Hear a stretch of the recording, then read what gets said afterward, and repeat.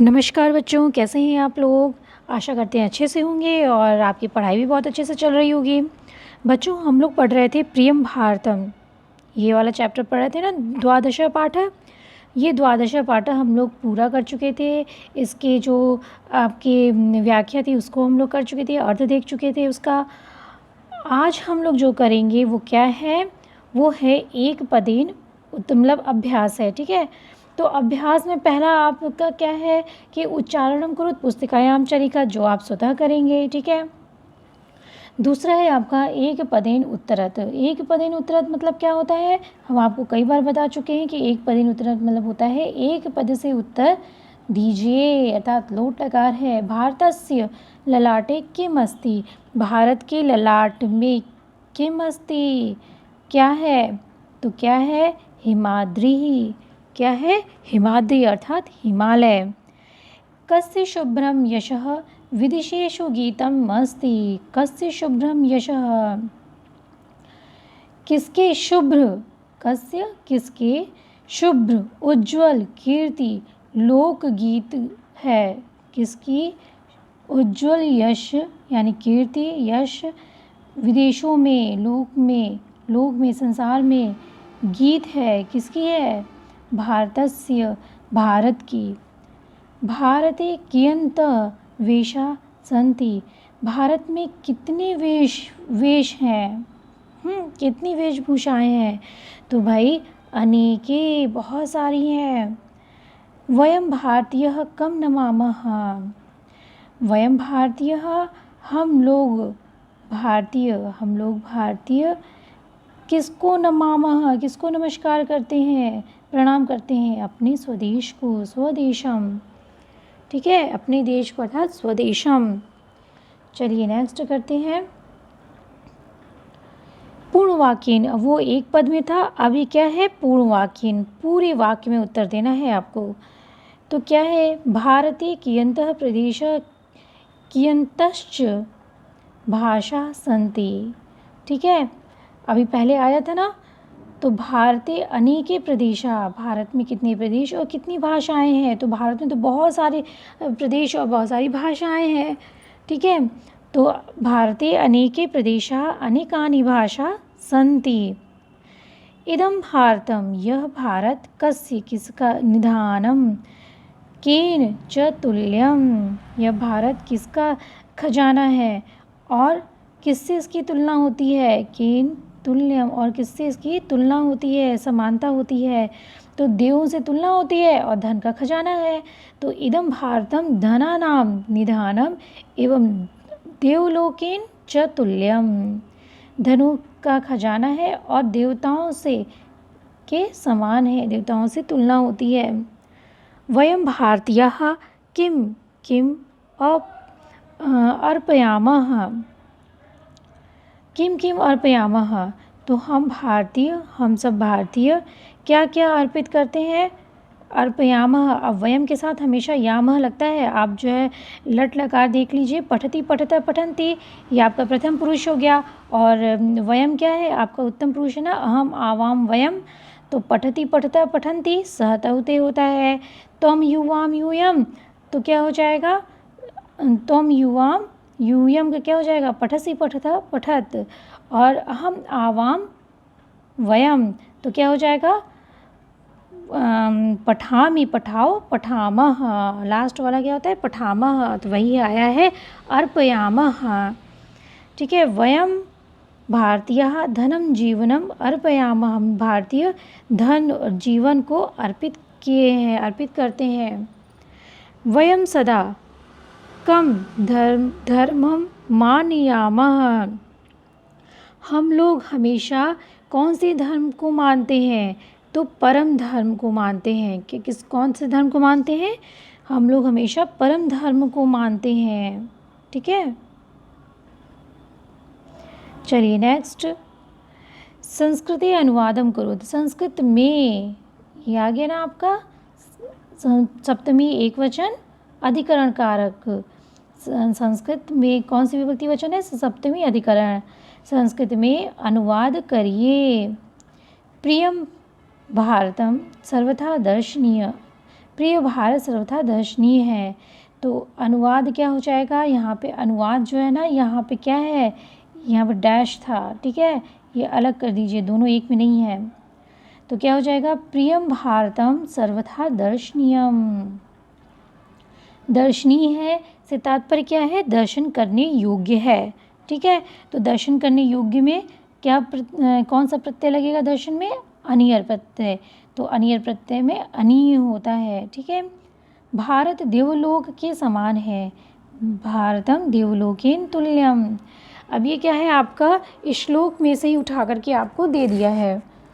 इसमें बहुत से प्रदेश हैं, तो अस्मिन अनेके, बहुत से प्रदेश हैं, अनेके प्रदेशा सन्ति, ठीक, प्रदेश हैं अनेके, अस्मिन इसमें, अस्मिन अनेके, और प्रदेश प्रदेशा हैं सन्ति, ठीक, बहुत सिंपल है। हम भारतीय, हम भारतीय, हम को क्या बोलते हैं, वयम, भारतीय को भारतीयः, हाँ, अपने देश, अपना देश मतलब स्वदेश को प्रणाम करते हैं, नमामः को प्रणाम करते हैं, पूरा एक में आ गया आपका नमामः, ठीक है। वयम भारतीय स्वदेशम नमामः। अब क्या है, मंजुषात पदानी, आपकी अपनी बुक में देखिएगा तो उसमें उदाहरण दिए हुए हैं, आपके बॉक्स में मंजुषात मतलब बॉक्स में पद दिए हुए हैं, उनको ले करके, चित्वा मीन्स ले करके वाक्य को पूरा करिए, ठीक है। तो क्या हो जाएगा, प्रियम भारतम दर्शनीयम, क्या भरना है यहाँ पे, सर्वथा, प्रिय भारत को हमेशा दर्शन योग्य है, प्रिय भारत हमेशा दर्शन योग्य है। इदम भारतम, इदम भारतम, अब इसमें क्या था, सर्वथा था। इदम भारतम देवलोकेन तुल्यम, यह भारत देवलोक के समान है। अनेकानि रूपाणि भाषा अनेका, अनेकानि रूपाणि भाषा अनेका। वयं भारतीयाः स्वदेशं नमामः, तदर्थं धनं जीवनं च अर्पयामः, ठीक है। अब अपनी मंजूषात से मतलब अपने बॉक्स से शब्दों को लेके भर सकते हैं। अब आ जाते हैं विशेष और विशेषण पर। विशेष और विशेषण क्या होता है, विशेष और विशेषण होता है जैसे कि हम बोलेंगे कि लाल कलम, ठीक है। तो कलम कैसा है बच्चों, लाल है, कलम कैसा है, लाल है। और लिख दे कलम, ठीक है, कलम कैसा है, लाल है, ठीक है। तो ये तो हो गया विशेषण, लाल क्या हो गया आपका विशेषण, और किसकी विशेषता बता रहा है, कलम की। तो कलम क्या हो गया, विशेष्य, ठीक है। जिसकी विशेषता बताई जाती है उसे क्या हम बोलते हैं, विशेष्य बोलते हैं, और जो विशेषता बताता है उसे हम विशेषण कहते ही हैं, ठीक है। तो यहाँ पे विशेषण और विशेष को जोड़ना है। विशेष क्या है, ये है, और विशेषण ये है, ठीक है। भारतम, ये अनेका मतलब अनेका भारतम, अनेका भारतम नहीं होगा। ये देखिए, ये जो है ऊटपटांग ऐसे दिया हुआ है, इसको आपको मिलाना है। तो भारत कैसा है, यहाँ पे देखिए प्रिय है, तो आप लिखेंगे ये उत्तर है आपका, भारतम प्रियम, यानी प्रियम भारतम। यशः शुभ्रम, शुभ्रम यशः। भाषा अनेका, अनेका भाषा। प्रदेशः अनेके, अनेके प्रदेशः, ठीक है। चलिए अब आते हैं अनियर प्रत्यय पे। अनियर प्रत्यय और साथ में आपका क्या है, ये मान है। अनियर प्रत्यय को समझने से पूर्व हम पहले इसको देख लेते हैं।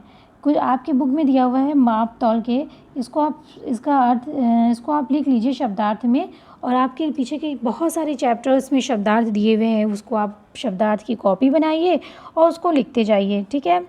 पाव मीन्स क्या होता है, कुड़वह। शेर, शेरह प्रस्थ, ये नाप तौल की चीज़ें हैं।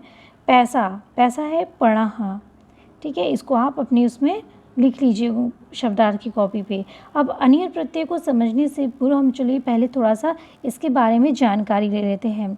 ठीक है, चलिए हमने यहाँ पे एक आपको आपकी सुविधा के लिए बनाया है कि अनियर प्रत्यय के कुछ पॉइंट्स बना दिए किसे कहते हैं।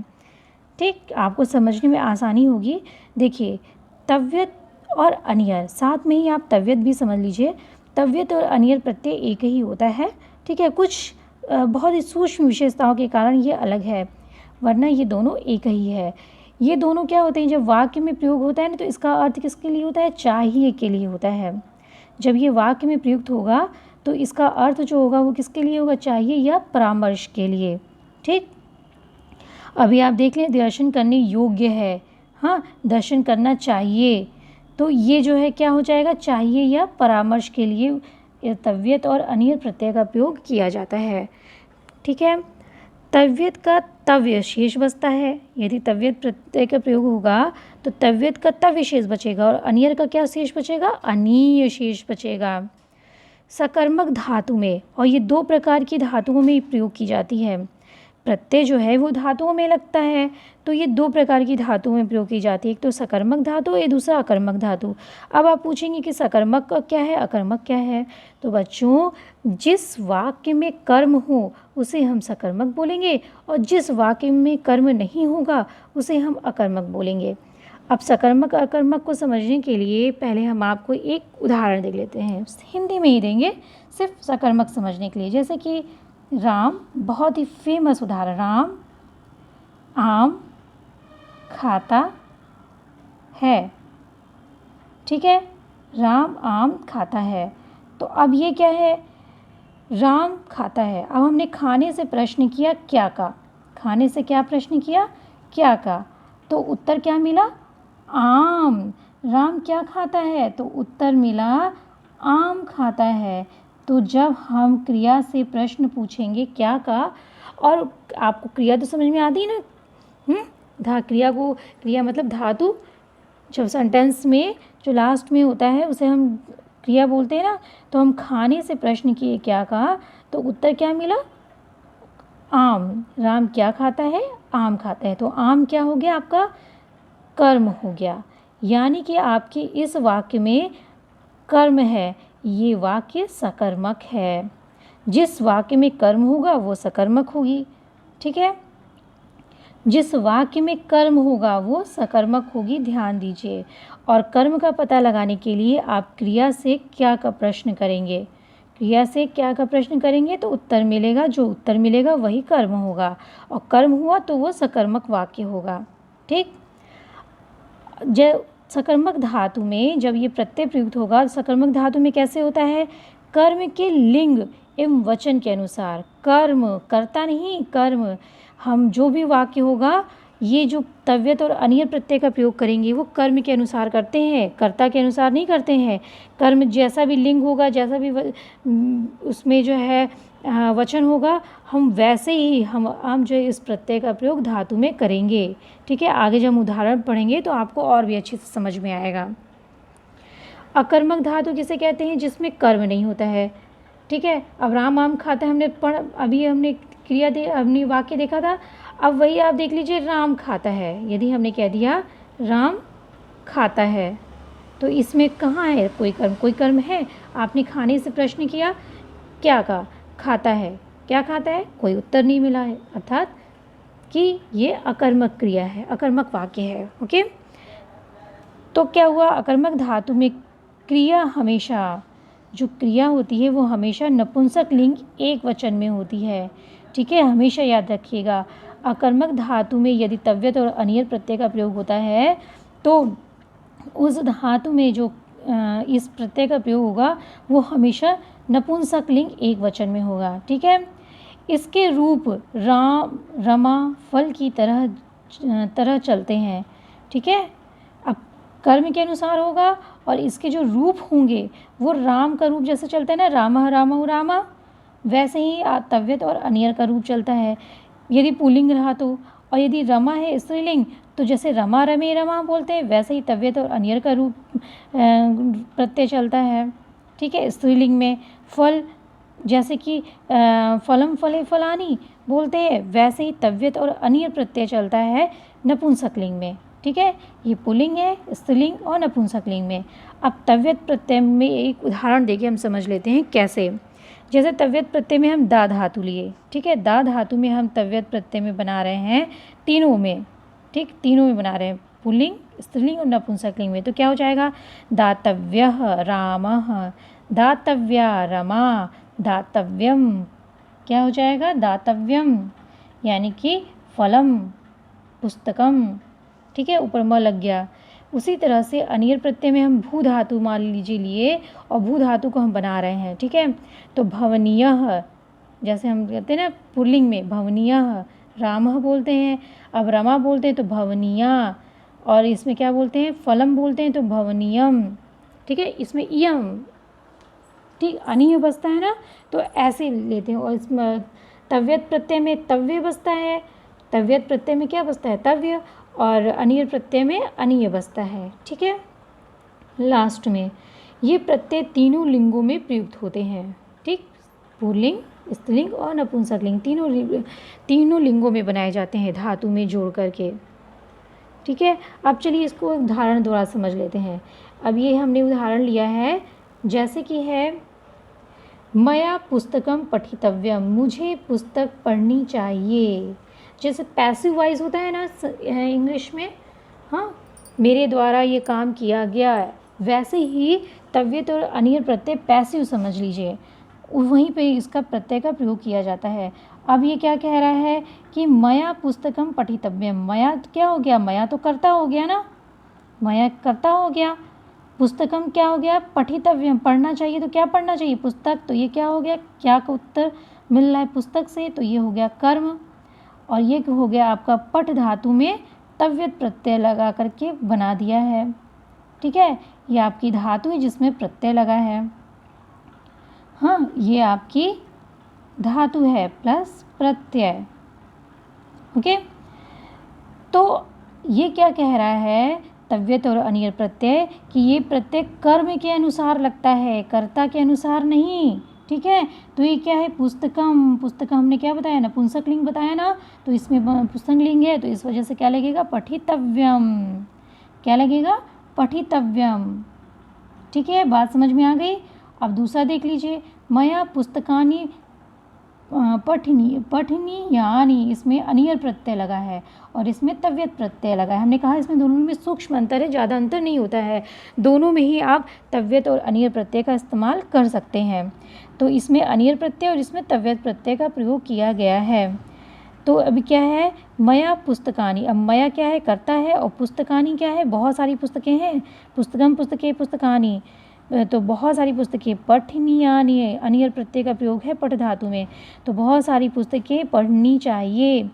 तो ये देखिए, ये कर्ता हो गया, कर्ता से कोई मतलब नहीं है, कर्ता के अनुसार नहीं लगता है तव्यत और अनियर प्रत्यय, लगता किसके अनुसार है, कर्म के अनुसार।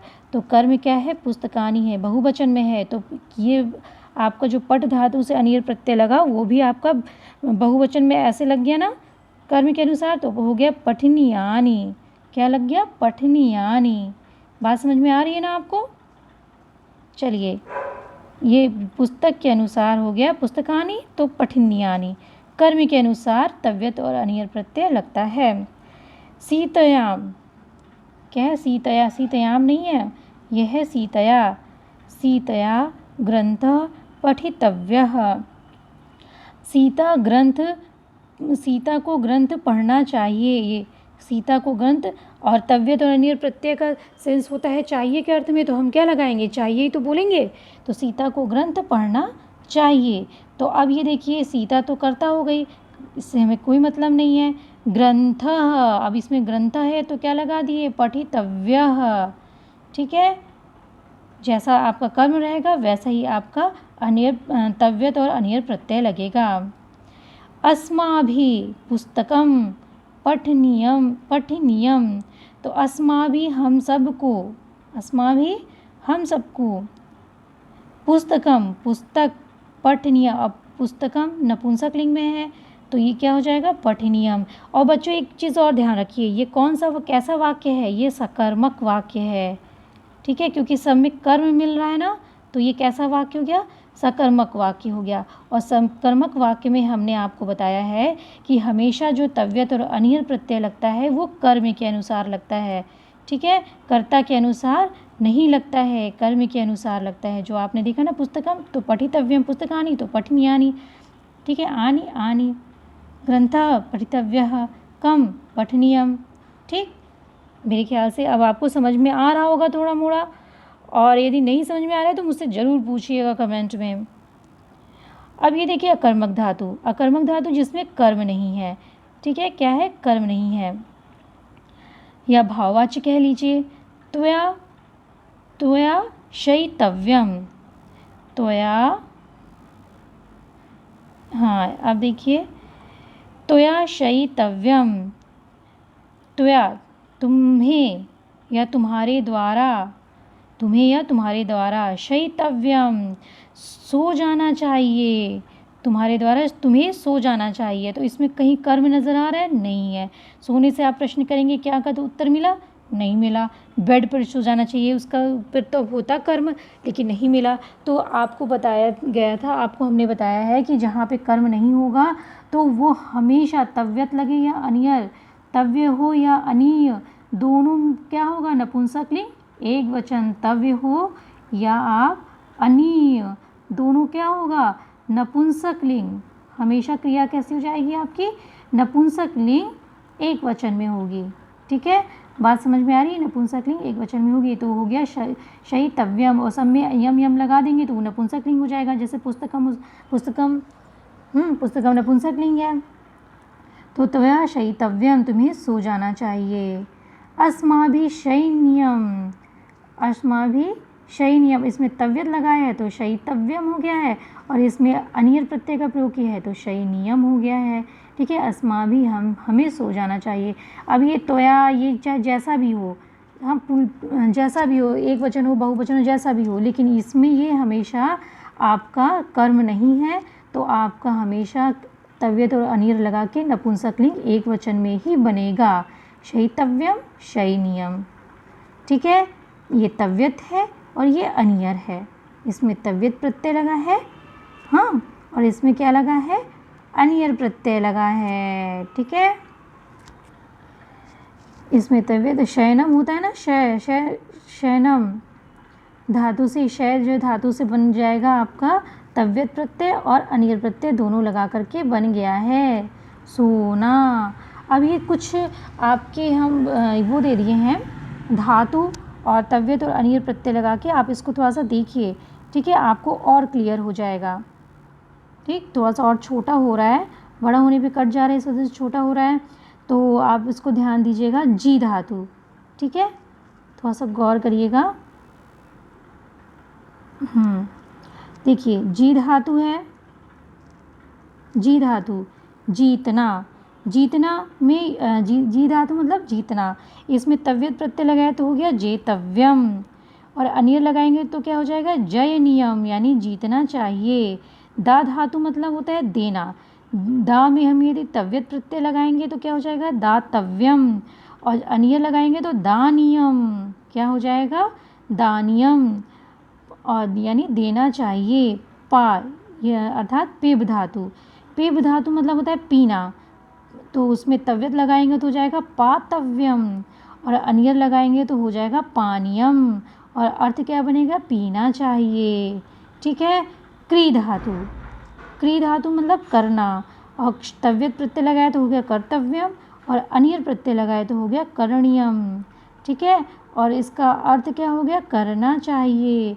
दृश्य धातु है, दृश्य धातु का मतलब होता है देखना, ठीक है, इसमें तव्यत प्रत्यय लगाए तो हो गया दृष्टव्यम, और अनियर प्रत्यय लगाए तो हो गया दर्शनीयम, और इसका अर्थ क्या होता है? देखना चाहिए।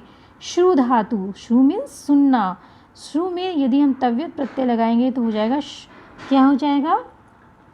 आपका हो जाएगा श्रोतव्यम, ये हो गया आपका श्रोतव्यम, हाँ। और यदि अनियर प्रत्यय लगाया तो हो गया श्रवणीयम, अनियर प्रत्यय लगाएंगे तो क्या हो जाएगा? श्रवणीयम, और अर्थ क्या हो गया? सुनना चाहिए। और क्या है स्मृ धातु, स्मृ मतलब होता है याद रखना, ठीक, याद करना, तो हो तव्यत लगाएंगे तो हो जाएगा स्मृतव्यम, और अनियर प्रत्यय लगाएंगे तो स्मरणीयम, याद करना चाहिए। गम धातु, गम मतलब होता है जाना, गम में उदास नहीं हो जाना, गम मतलब होता है जाना, और जब गम में हम लगाएंगे तव्यत तो हो जाएगा गंतव्यम, और अनियर प्रत्यय लगाएंगे तो हो जाएगा गमनीयम, जिसका अर्थ हो गया जाना चाहिए। स्था मिस ठहरना, स्थातव्यम तव्यत प्रत्यय से और स्थानीयम अनियर प्रत्यय से, इसका अर्थ हो गया ठहरना चाहिए। शी मीन्स होता है सोना, शी मीन्स सोना। अभी आपने पढ़ा ना शयितव्यम, शय यानी कि शी, सोना, ठीक, शयितव्यम, शयितव्यम तव्यत प्रत्यय लगाए और शयनियम अनियर प्रत्यय लगाने पर सोना चाहिए। वस धातु, वस धातु मतलब होता है रहना, वस्तव्यम ये हो गया आपका तव्यत प्रत्यय से, और अनियर प्रत्यय हो गया आपका वसनियम, और ये वसनियम, और रहना, वसनीय मतलब रहना चाहिए। वच, वच मीन्स होता है कहना, कहना बोलना। वक्तव्यम तव्यत प्रत्यय लगाए तो वक्तव्यम, और अनियर प्रत्यय लगाए तो बन गया वचनीयम, अर्थ क्या हो गया कहना चाहिए। और क्या है भ्री धातु, भ्री मतलब होता है भरण करना, भ्री मीन्स क्या होता है भरण करना, भ्री मीन्स भरण करना, तो भृतव्यम हो गया आपका तव्यत प्रत्यय से, और भरणीयम हो गया अनियर प्रत्यय से, यानी भरण करना चाहिए। भू धातु मतलब होता है होना, ठीक, तव्यत प्रत्यय लगाए इसमें तो भवितव्यम, और अनियर प्रत्यय लगाए तो हो जाएगा भवनीयम, यानी कि होना चाहिए। बात समझ में आ गई आपको? तो ये जब आप पढ़ेंगे ना तो आपको जो है आधा से ज़्यादा आपको तव्यत और अनियर प्रत्यय समझ में आ जाएगा। ऐसे ही बहुत सारे धातु आप लीजिए और ख़ुद बनाने की कोशिश करिए, तो तव्यत अनियर प्रत्यय आपके दिमाग में फिट हो जाएगा। बच्चों ये क्लास आपको कैसी लगी ज़रूर बताइए, और यदि अच्छी लगी हो तो उसको लाइक करिए, और अभी तक आपने सब्सक्राइब नहीं किया है तो सब्सक्राइब कर लीजिए, और अपने दोस्तों को शेयर ज़रूर कर दीजिए ताकि वो भी इसका लाभ उठा सकें। और हंसते रहिए, मुस्कुराते रहिए।